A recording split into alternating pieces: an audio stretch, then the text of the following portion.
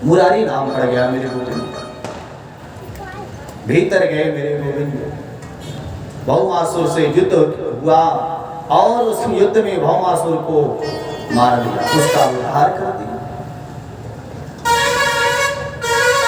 उसके बाद गोविंद जेल खाने के पास आए, जेल खाने के ताले को खोल दिया, मुक्त कर दिया कि अब आप लोग अपने अपने घरों को जाओ, अपने घर को जाओ। उन कन्याओं ने कहा कि हम किस घर को जाएं, कहां जाएं, कौन अपनाएगा मुझे? ये संसार वाले जीने नहीं देंगे। अरे जिन संसारियों ने माता सीता को नहीं छोड़ा, उनको भी लालचन लगा दिया, तो सोचो और स्त्रियों की क्या दशा होगी महाराज। कितनी वर्षों से हम इस दुष्ट के यहाँ कैद खाने में हैं, कौन हमें अपनाएगा, कहां जाएं, क्या करें? भगवान ने कहा अब आप स्वतंत्र हो प्यारे, लेकिन कभी कभी स्वतंत्रता भी जीवन में बाधक बन जाती है। स्वतंत्रता बुरी बात नहीं है, आजादी होनी चाहिए। आजकल के बच्चे कहते हैं कि हमको आजादी नहीं है, हमको अपने ढंग से जीने का आजादी नहीं है, महाराज स्वतंत्रता नहीं है। लेकिन एक बात याद रखना, जो अपनी मर्जी से कहता है कि हमको जीने का स्वतंत्रता नहीं, आजादी नहीं, और जिस दिन आजादी मिल जाती है उस दिन महाराज आप लोग आए दिनों अखबारों में, टेलीविजनों पर, न्यूज समाचारों में सुनते रहते हो कि श्रद्धा जैसी बेटी को भी 35-35 टुकड़े कर दिए जाते हैं। उस आजादी का परिणाम है माई बाप। इसलिए बच्चों को तो बहुत संयमित रखना चाहिए, संयमित रखनी चाहिए। आजादी दीजिए, लेकिन एक सीमित दायरे में होनी चाहिए। अब ऐसा नहीं कि बच्चा जब मर्जी जहां जाए, जहां से आए, हम कोई पूछने जांचने वाले नहीं है। तो महाराज उसका मार्ग सही है कि गलत, इसका तो ख्याल रखना है। आए दिन घटनाएं हो रही, उसके जिम्मेदार कौन है? लोग कहते हैं कि जमाना बहुत खराब है। अरे जमाना खराब नहीं प्यारे, और ये जमाना केवल आज तक नहीं रहेगा। ये जो जमाना कलयुग है ना, इसकी आयु 4,32,000 वर्ष है, जिसमें अभी ये 5,125वां वर्ष चल रहा है। सोचो अभी कितना दूर है? ये ज्यादा दूर नहीं।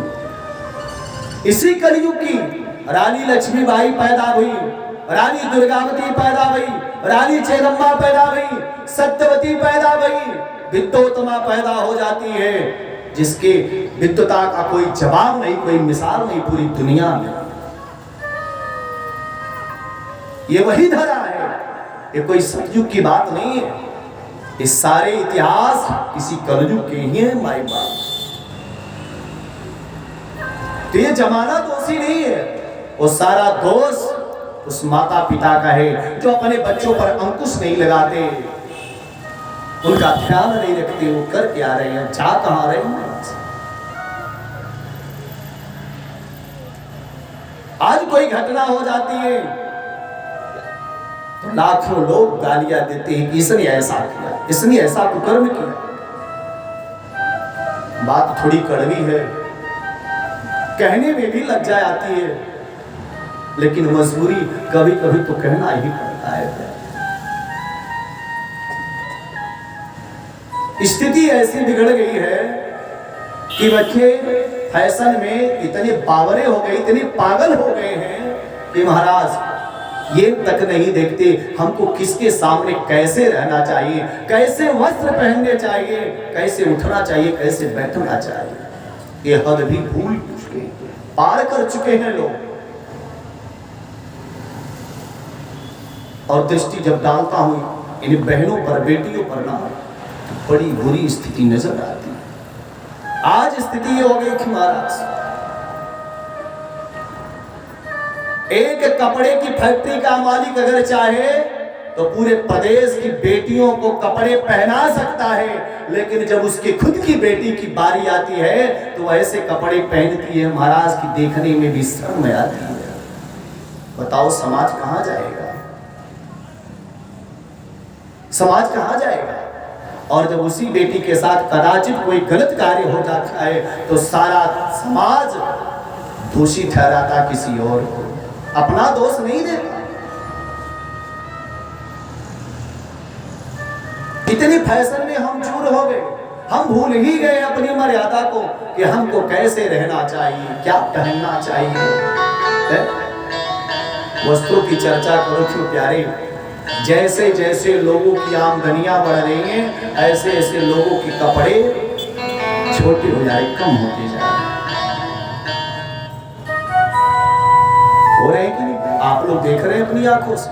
उसका जिम्मेदार कौन, हम और आप है, कोई दूसरा नहीं।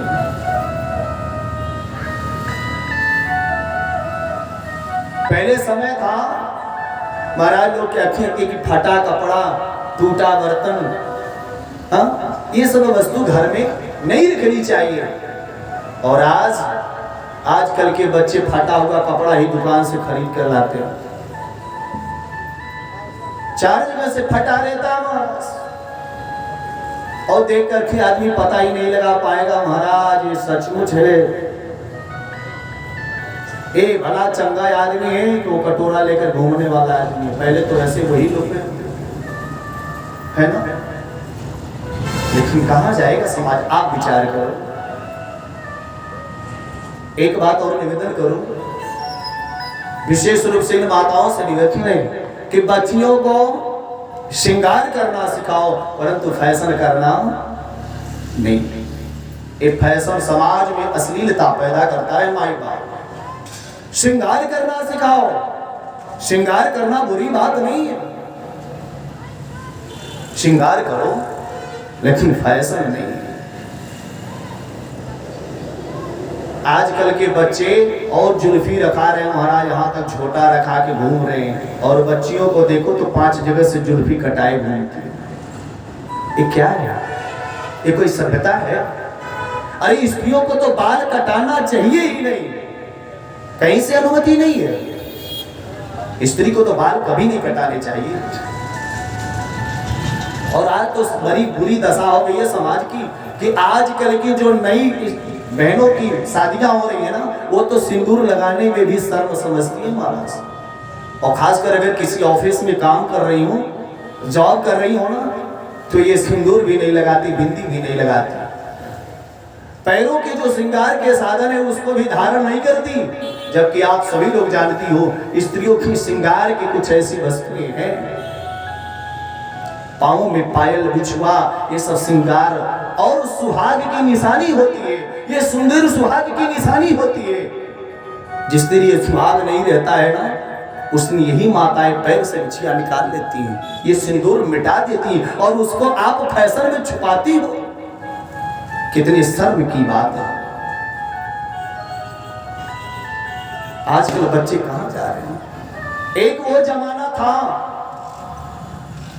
दादा बाबा के समय में, एक ही कमरा होता था और उसी कमरे में दादा दादी, माता पिता, भैया बुआ सब रहते थे, लेकिन कभी किसी से कोई पर्दा नहीं होता था, सारे लोग एक साथ रहते थे। और आज जितना परिवार है उतने कमरे बन गए हैं, फिर भी आज 15 वर्ष का बच्चा, 12 वर्ष का बच्चा अपने कमरे में सोता है तो अंदर से लॉक करके सोता है, और माता पिता चाय लेकर जाते हैं तो पूछते हैं बेटा दरवाजा खोलो हम अंदर आ जाए। ये अनुमति क्यों नहीं पड़ रही है भाई? क्या बात है, क्या चल रहा है, ऐसा क्या है कि वो एकांत में बैठ करके कार्य करें? पता लगाओ, विचार करो, मंथन करो इस विषय वस्तु पर, नहीं तो ऐसे आप दूसरे को कहते रह जाओगे और महाराज एक पता चला कि आपका ही बहक जाएगा। इसलिए हर माँ बाप की जिम्मेदारी है कि बच्चों पर अंकुश लगाएं, उनको उतनी ही स्वतंत्रता दी जाए जिसमें उनको भी आनंद मिल सके और वो मार्ग से भटक भी ना सके। एक साधक कहती, कर्म करो पर ध्यान रहे, पथ छूटे ना, और इतनी दे दो हवा गुब्बारा फूटे। गुब्बारा है ना, अभी उस दिन जन्म के दिन लगाए थे, सारे सजाए थे ना, गुब्बारा है, लेकिन उसका एक दायरा है कि इतनी हवा भरोगे तो वो सकुशल पूर्वक रहेगा, और जब लिमिट से ज्यादा हवा भर दोगे तो वो फूट जाता है। ऐसे बच्चे भी जब सीमा के अंदर रहते हैं तो अंकुश में रहते हैं महाराज, और जैसे उनकी सीमा पार भई कि वो भी फूट जाते हैं, वो भी बिखर जाते हैं, अपने आप में हो जाते हैं और बर्बाद हो जाते हैं। माई इसलिए उन पर अंकुश लगाना चाहिए। अक्सर आजादी में ज्यादा स्वतंत्रता में मार्ग भ्रमित हो जाते हैं बच्चे। इन देवियों को भगवान ने कहा कि अपने घर जाओ, उन्होंने कहा कौन से घर जाए? वर्षों पहले ये दुष्ट हरण करके लाया, माता पिता न जाने पहचानेंगे कि नहीं, कोई राजकुमार हमसे शादी विवाह करेगा कि नहीं, हम जाएं तो कहां जाएं? भगवान सोचने लगे कि वास्तव में बात सही कह रही है, अब इनके लिए क्या करें, कौन सा मार्ग बचाए? या तो ये सब के सब गलत मार्ग पर निकल जाएंगी, अन्यथा ये सब किसी न किसी प्रकार से अपनी आत्महत्या कर देंगे, अपना प्राणांत कर देंगे। भाई जिसके लिए दुनिया में कोई साधन नहीं बचेगा वो क्या करेगा? तो भगवान कहते हैं कि ये सब मार्ग भ्रमित ना हो, इसलिए उन 16,100 कन्याओं के साथ मेरे गोविंद ने उसी प्राग ज्योतिषपुर में विवाह कर लिया महाराज, ताकि इनको भी आसरा मिल सके, इनको भी सहारा मिल सके। उनके साथ विवाह कर, और जितने भी विवाह हुए भगवान के, कोई विवाह काम की भावना से नहीं हुआ, वासना की भावना से नहीं किया, विषय भोग की कामना से नहीं किया है, सबके पीछे किसी ना किसी उद्देश्य से किया है। किसी के मान को बचाने के लिए किया है, किसी की प्रतिज्ञा को बचाने के लिए किया है, किसी को धर्म मार्ग दिखाने के लिए किया है। ऐसा विवाह किया है परमात्मा ने, ये काम की भावना से नहीं किया गया।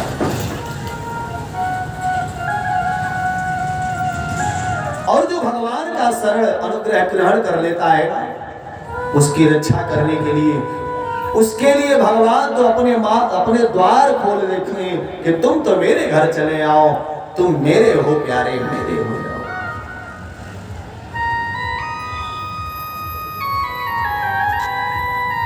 उन राजकुमारियों ने कहा कि गोविंद आपके सिवा मेरा कोई नहीं है, तो भगवान उन सब के साथ विवाह कर लिए, उनको अपना लिया महाराज।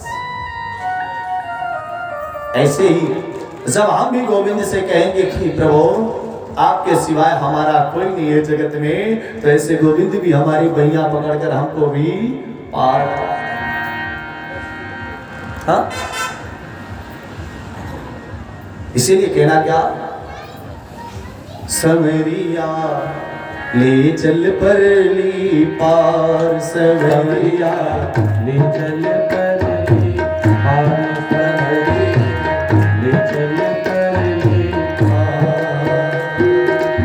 जहाँ विराजे राधा रानी, जहाँ विराजे राधा रानी, जहाँ विराजे राधा रानी, अलबेली सरकार समरिया ले चल परली समरिया। सारे लोग ताली बजाते हैं, कन्हैया ले चल परली कन्हैया ले चल परली।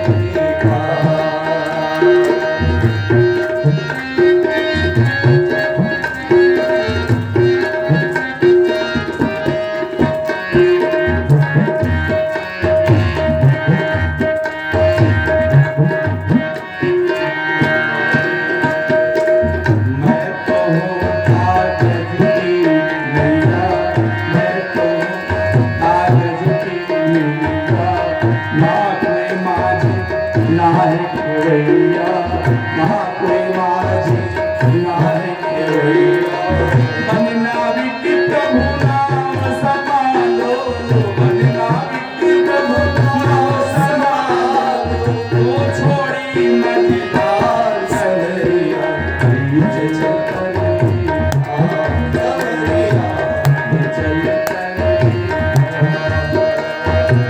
जहाँ विराजे राधा रानी, जहाँ विराजे राधा रानी, अलबेलेश्वरी का कन्हैया चल तरिया,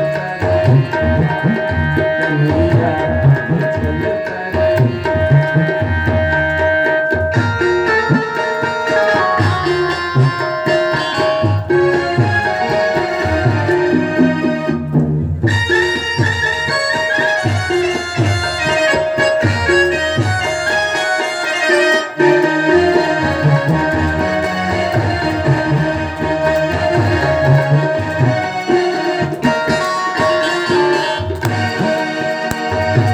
मुकुन आवे पूजा अर्चन